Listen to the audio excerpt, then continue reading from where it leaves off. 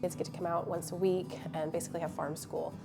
So they get to learn regenerative farming practice. So it's kind of a double business with the beef cattle.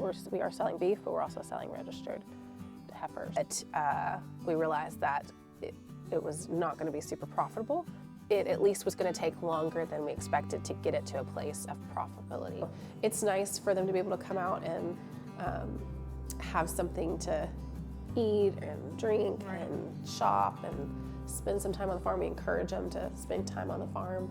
That was our vision and our passion with having our store on the farm, was that it was a place for community to come. How do you manage your cows? We do intensive rotational grazing. Okay. So they are moved every 24 hours to a fresh lot of grass, even in the winter when grass season's about to go dormant. So we do 100% grass-fed beef. Okay. From start to finish. We are cow to calf, but we're also the finisher. And we raise registered South Pole cattle. And you do calf, cow to finish, right? We do. Very cool. Well, hi guys. So you move them every day in the winter time, even. So are you unrolling bales? I think I saw a tractor going yesterday. Yeah, we unroll our hay for them in the winter to kind of create a buffet line so they're not damaging and tearing up one piece of land, but also what dry seed is coming from the hay is falling off and putting back into the land. So it's erosion protection, it's also reseeding for us, and it's spreading them out so they're not so packed on top of each other if it was just one single bale out there instead of unrolled. Right. So talking about reseeding, and I can see like some of your limestone deposits here. How is your soil here? Is it? Oh, it's good. Is it really? Yeah. Oh, yeah. Okay. You kind of think that you can see rock coming out of the ground and that maybe the soil isn't so great. Soil's better since we've been here. Yeah. We've been doing this here for over 10 years, and the rotational grazing has definitely made a huge impact on the soil itself. Okay. We've worked to cover up some rock where we can. We work with a local tree removal company, and they bring us wood chips. Oh. So we cover our wood, and then we allow the animals' manure and urine to get packed on top of that. So eventually, hopefully it'll break down and create grass on top of those rocks. But this area in which we live in is very rock heavy. Yeah. It's hard to find a piece of land without exposed rock. And we're near Nashville. Yeah, we're about an hour south of Nashville. Yeah. I love it. So how many total cows do you have? There's about 60 head right here, probably. Do you have them somewhere else? We got some steers right over there, but they're On that other side. Yeah. Yeah, so our property, yeah. finishing group is not in with the herd. This would be our mothers and our babies. Moms have already been bred back for this coming next spring, and then these are calves that were born this year. So our finishers are in another place, but they're also in rotational grazing in the same method. Okay, well, first of all, we don't eat our heifers because they're registered South Poles. Our heifers are sold as live heifers come next spring. That is hot. Yes. For those that want to get into raising South Poles. Okay. They're a very sought out breed. They're smaller in size, they're better at foraging, they're docile, they're great moms. They're meant to forage really well and do grass fed really well. So if we took them away, we could double, if not triple, our beef production.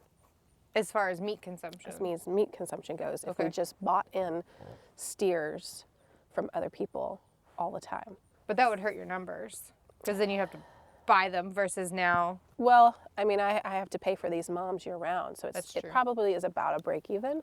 But for us, we wanted full control from not just calf to finish, but we wanted full control from parent and grandparent, and we wanted to know the whole lineage. So we do it this way. Our customer base is looking for animals that haven't been vaccinated, medicated, without hormones. That was important to us. And so being able to fully control it within the herd is how we do so. We supplement some years from kind of like a sister partner farm that raises the same way we do with the same breed for some of our steer calves. We have a year that we have more heifers than bull calves, then they will help us out. Some will buy them from them. Okay. And then we keep our bulls out front, and we raise up our own bulls as well. So it's kind of a double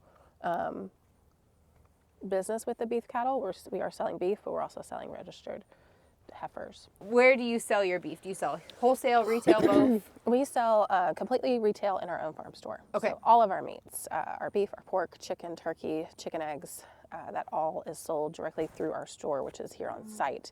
We don't sell anywhere else off place at all. So you manage all that online, is that right? We don't ship it. They come to the store. They can order online and pick up in store, Okay. but they can come and just shop the store on the weekends. Cool, very cool. And we'll definitely want to see your farm store before we leave, so that's awesome. Very cool. Well, they look really nice, and you said they're registered South Poles, but do I see a Hereford and a half? So South Poles are a 4-breed cross. Okay. They contain Herefords, Okay. Red Angus, Sinopole, and Barsona. And they were created here in the South, and actually in Alabama, not in Tennessee, but in Alabama, to be able to handle the heat of the summers. Okay. We loved our Herefords on pasture in the Yeah. summer. Oh my gosh, it'd be 100 degrees out. The black cattle are just panting, and these Herefords are just grazing. Yeah, so pretty cool. Teddy Gentry from the music band Alabama Okay. actually created the breed. He's the president of the association. He spent many, many, many decades researching and actually temperature checking between Black Angus and different colors. And because it's so hot in Alabama, Black Angus just don't perform super well out on pasture. Right. And he was looking to do 100% grass fed. And so that's where the breed was formed from. And we've been with it for almost 15 years. Nearly the beginning, it's been around for about 20 years. Wow. And they're That's an really amazing breed. But yeah, so you see some of the Hereford out there. Yeah, they look nice. Now Thank you you. said 15 years, so you've been here 10? We've been here, actually just celebrated 11 years, last week. Wow. We had, while we were searching for our forever farm, we had already known that we wanted to go ahead and start this and that we wanted to do grass-fed beef, and so we were leasing land from a family friend in Cookeville, Tennessee, Okay. which is about an hour and a half from here. Okay. And he helped us manage them because we couldn't live on site, but my father started us with South Poles. He got our initial foundation herd and started that, and some of those moms are still here today. That's one of the cool things, is that their longevity is Wow. really kind of cool. We've heard as old as 18 years to 20-year-old cows still giving calves, so that's the cool investment into them. Yeah. So that's where we actually started farming before we had the land itself. Okay. Very cool. So you said that your dad started you with that herd. So did you grow up farming? No, Okay. So neither one of us grew up what farming. started it? Our own health journey, I think, is really what started it. Okay. My parents began to dig into why were they having to age with prescriptions and didn't feel good, Yeah. and they dove into food. And in that, they finally stumbled upon grass-fed beef, which 15, 20 years ago was not as talked about. Right. So they really had to kind of dig and find their research on that. Yeah. And once they learned about it, it really just made sense to them. And they were like, well, we can't find it. At the time, we couldn't find it locally. And so they were like, we're just going to do it ourselves. Do you guys want to do it for us? Yeah. Basically, they were like, do this together. They really kind of led the crusade, I guess you could say, Okay. and wanted to do something together. We had just gotten married. Shane and I don't have farming background, but we're both out of the horse industry. So it's a type of farming, I guess you could say. Right. I was an agriculture business major through college, had done ag in high school. So we already had that. He had managed property for a lady where he lived, and Right. so we have large animal background experience. So, and we can talk about this maybe a little bit later too, but is that why you've added so many extra business enterprises absolutely. to this farm? Yeah, to keep the farm alive, you really got to think outside the box, and what are other ways that you can add value to bring in more income. Shane worked off the farm for over 8 years in Nashville, driving to Nashville in commercial construction. Wow. And he's actually just been home since 2 springs ago, so about 2.5 years has he been home full time. Wow. And so that was a big drive for us, was to get him home full time. So he was working a full-time job and then coming here and working a full-time job and caring for the land and the animals. And being a husband and a father and all the Sure, things. all the things. we homeschool our boys, all the things. So yeah, it was really a driving factor for us to figure out how to make money. We realized pretty quickly that selling meat is great, and that's really our heart and our passion is to feed our community and to feed them really well. But we realized that it was not going to be super profitable, and it at least was going to take longer than we expected to get it to a place of profitability. So we just kind of fell into the hosting and doing RV sites, and then we have a campground site that we've also run for the last 2 years or 3 years. Yeah, so just anytime we can add something else, we do. Yeah. So since you've been home for 2 years, are you thoroughly enjoying it, I assume? Oh yeah. What's like the biggest difference from working basically 2 full-time jobs and providing for your family versus just being home and providing for your What's the family? biggest difference? Probably just your time. Yeah, because I don't know how, especially the more animals we got now and as big as it's gotten, I don't know how I don't even know how we done it back then. Isn't it funny how it happens? I've said that so many times. I'm like, I don't know how we survived. Because Paul worked construction for a little while before he became a firefighter when we had our, not the full farm, but we had the farm. And I was like, I don't know how we made our truck payment. Like, to this day, I'm like, I don't know. I look at how much you made and how much I was making, and I was like, I don't know how we made money. We were doing it. I don't know how we were doing it time-wise, how we were building out the farm and selling direct to the consumer and raising these meats and getting everything to butcher. And now that he's here, it's like, well, we can't go back. Don't leave. Please don't leave. You cannot leave. We, to this day, don't have hired help for the farm. He does everything with our boys. Probably could use some help. But the boys are getting older, right? So they can start to do more. They've always been highly involved. However, because they're older, it feels like their school's taking more of their time. Oh, okay. But it's so nice to have him here. We can't go back now. Yeah. We will figure it out to keep him here. Awesome. Hey guys. So we're at your pigs. We're at the pigs. All That's the pigs. Hi. Oh, you got some Herefords?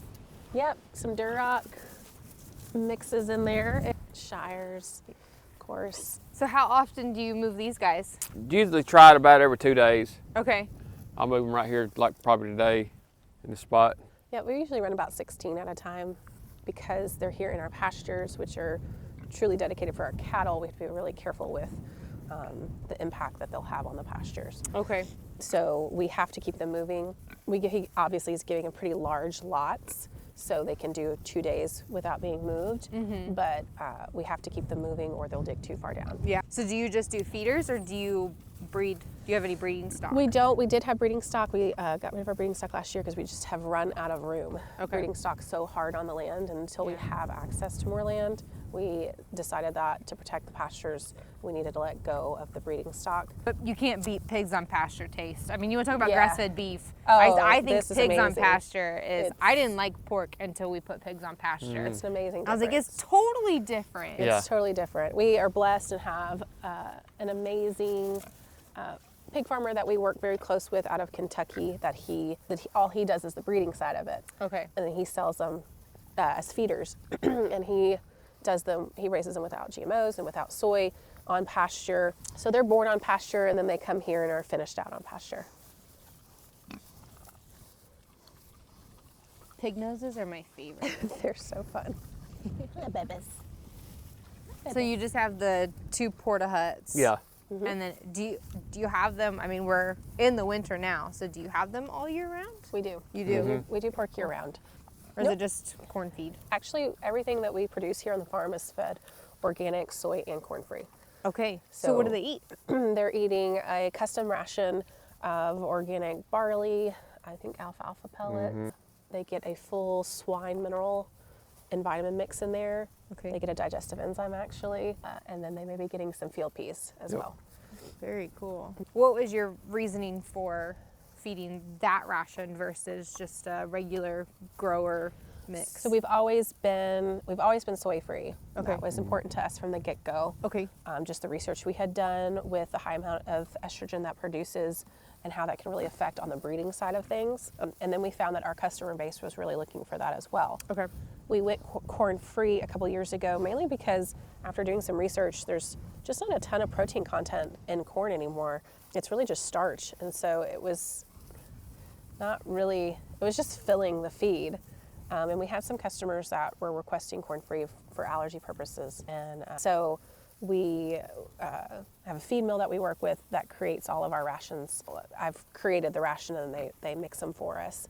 And that way we really can control every ingredient. There's no seed oils or canola oils or anything like that added to their feeds, including our chickens and our turkeys. Everything's just pure grains. These guys also get any organic scraps from our commercial kitchen. Hey. So they get, fruits and vegetables and anything like that from our kitchen. So That's awesome. they live the life. Yeah. It's funny you say that about the corn. So I have an animal science degree, and my nutrition professor grained it in our heads. You feed corn for energy. You feed corn for energy. Like it's just calorie in, calorie out. Is all. And it's just interesting. I'm like, no wonder I failed that class twice. I had some issues about that I didn't know I actually had at the time. Yeah, I mean, just for us personally, and that's the way we wanted to go, and our customer base has really received it well. Yeah. And that's not cheap. Organic soy and corn-free pork is not cheap to produce, but our customer base has shown up, and they sell us out regularly. Okay. So we're very grateful for that. They love So it. it's expensive on the front end, but Sure. you're able to recoup it a little bit in your final product, and you have the market for it. Absolutely. Yeah. Yeah, we have the market for it, and they pay for it. Yeah. It's a much bigger feed bill, but the animals are healthier. So in talking with a lot of farmers about nutrient density is, you might be paying more for, 6 ounces of meat, but you feel fuller from that. Yeah. Your body gets way more nutrients from that. So it's more than just price per pound. It's actually, are you satiated? Is your body fulfilled? Are you satisfied? We hear this from our customers often when they make the switch to our meats is they're like, I don't have to eat as much. Yeah. Our steaks, our filet mignons are much smaller in size because our cattle are smaller in size. They're more of a heritage size. And so, the filet mignons are teeny tiny, but they're like, oh my gosh, it totally filled up my husband who's, 190-pound dude that works all the time and he wants to eat a lot.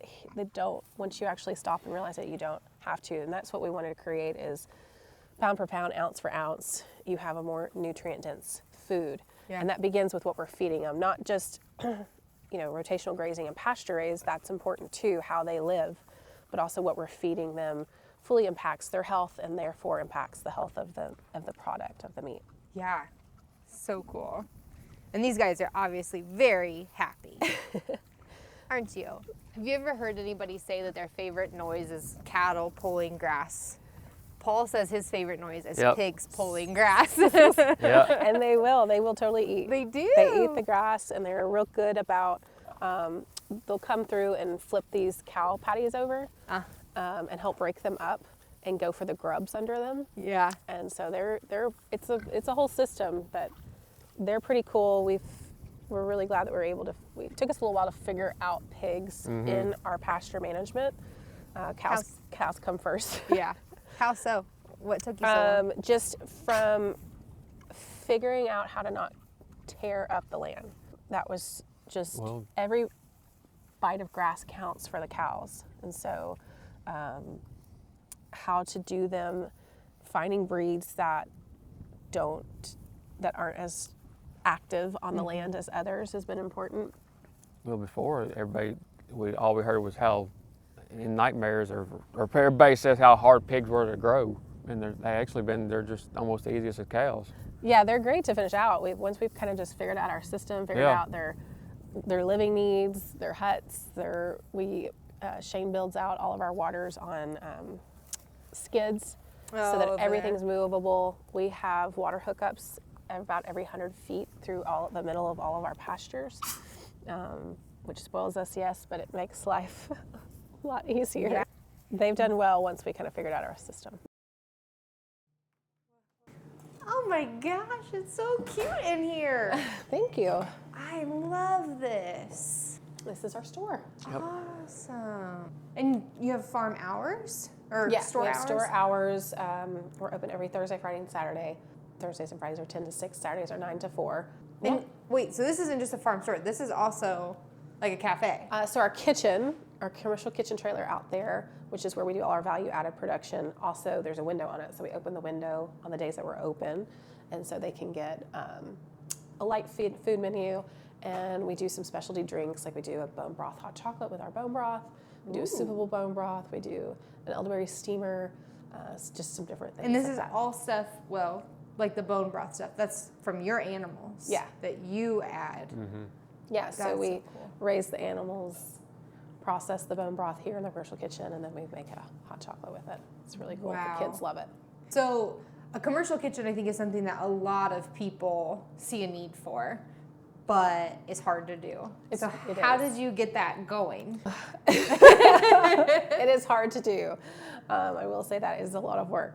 But we saw the importance of it. For us, actually, what started the whole thing was the bone broth. Was we had all these bones. It just pained us to let them get thrown away.